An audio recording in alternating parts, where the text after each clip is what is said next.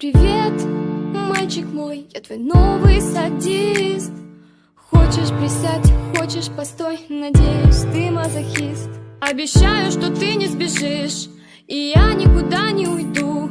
Пару лет на цепях посидишь, хочешь коврик тебе постелю.